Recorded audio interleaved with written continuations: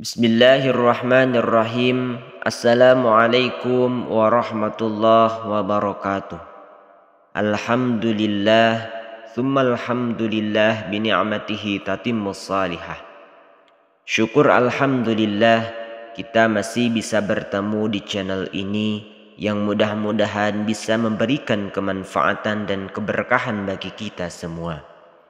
Sahabat yang beriman rahimakumullah, pada kesempatan hari ini saya akan menyampaikan sebuah pembahasan tentang rahasia yang bisa kita lakukan supaya doa kita cepat terkabul oleh Allah Subhanahu wa taala. Sahabat yang dirahmati Allah Subhanahu wa taala, kita semua pasti pernah merasa, kenapa ya doa saya tidak pernah terkabul? Pikiran seperti itu wajar saja. Tetapi tetap jangan pernah goyah dan selalu percaya bahwa Allah Subhanahu wa taala akan mendengar serta mengabulkan doa-doa yang kita panjatkan. Pada hakikatnya, doa-doa yang niat baik tentu akan diijabah oleh Allah Subhanahu wa taala meskipun tidak tahu kapan pastinya. Sahabat yang beriman rahimakumullah, Allah Subhanahu wa taala berfirman dalam Quran surat Ghafir ayat 60 yang artinya, berdoalah kepadaku, niscaya akan kuperkenankan bagimu. Sesungguhnya orang-orang yang menyombongkan diri dari menyembahku akan masuk neraka jahanam dalam keadaan hina dina. Sahabat yang beriman rahimakumullah, ada beberapa rahasia yang bisa kita lakukan untuk memastikan doa yang kita panjatkan agar dapat mudah atau cepat dikabulkan oleh Allah Subhanahu wa taala. Yang pertama yaitu mencari waktu yang mustajab. Kapan waktu tersebut? Dalam keterangan banyak disampaikan, salah satunya yaitu pada hari Arafah di bulan Ramadan atau yaitu sepertiga malam. Rasulullah Shallallahu Alaihi Wasallam pernah bersabda, Allah turun ke langit dunia setiap malam. Ketika tersisa sepertiga malam terakhir, Allah berfirman, siapa yang berdoa kepadaku, aku kabulkan. Siapa yang meminta padaku, aku beri.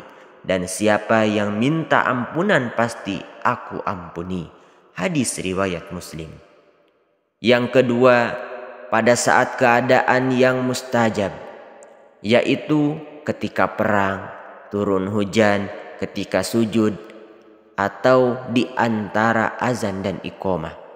Sahabat yang beriman rahimakumullah, Nabi pernah bersabda, doa antara azan dan iqamah tidak tertolak. Hadis riwayat Abu Daud. Nabi juga pernah bersabda, keadaan terdekat antara hamba dengan Tuhannya adalah ketika sujud. Maka perbanyaklah berdoa. Hadis riwayat Muslim. Yang ketiga yaitu menghadap kiblat dan mengangkat tangan. Sahabat yang beriman rahimakumullah, kiblat adalah arah yang dituju semua umat Islam dalam melaksanakan ibadah, seperti sholat maupun berdoa. Sebab Rasulullah Shallallahu Alaihi Wasallam seperti yang diriwayatkan dari beberapa perawi hadis menyebutkan bahwa beliau dalam beberapa kesempatan menghadap kiblat ketika berdoa. Tetapi hal ini bukanlah suatu keharusan melainkan anjuran. Selain itu, dalam doanya Rasulullah Shallallahu Alaihi Wasallam juga mengangkat kedua tangannya dengan tegas sambil menghadap kiblat. Dari Jabir radhiyallahu anhu, Nabi Shallallahu Alaihi Wasallam ketika berada di padang Arafah, beliau menghadap kiblat dan beliau terus berdoa sampai matahari terbenam. Hadis riwayat Muslim. Yang keempat yaitu khusyuk atau rendah hati dan penuh harap kepada Allah Subhanahu wa taala. Allah berfirman dalam Quran surat Al-Anbiya ayat 90. Sesungguhnya mereka adalah orang-orang yang selalu bersegera dalam mengerjakan perbuatan-perbuatan yang baik. dan mereka berdoa kepada kami dengan harap dan cemas, dan mereka adalah orang-orang yang khusyuk kepada kami. Yang kelima, bersuara lirih dan tidak berteriak-teriak. Sahabat yang beriman rahimakumullah, Allah berfirman juga dalam surat Al-A'raf ayat 55. Allah berkata, berdoalah kepada Tuhanmu dengan berendah diri dan suara yang lembut. Sesungguhnya Allah tidak menyukai orang-orang yang melampaui batas.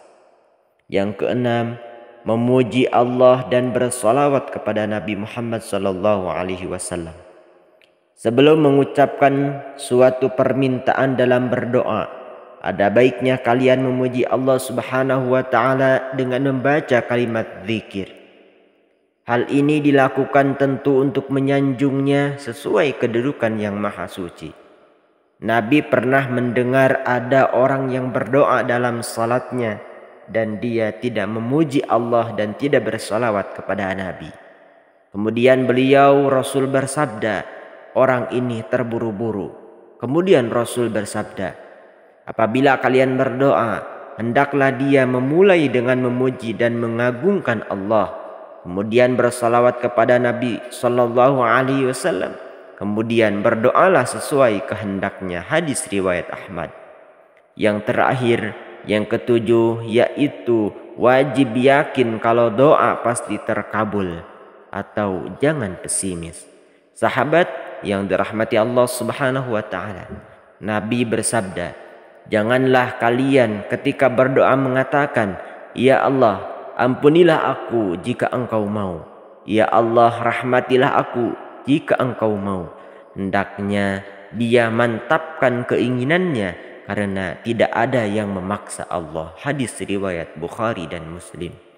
Itulah rahasia-rahasia yang mesti kita ketahui agar semua doa yang dipanjatkan segera dikabulkan oleh Allah Subhanahu wa Ta'ala. Wallahu a'lam bissawab. Wassalamualaikum warahmatullahi wabarakatuh.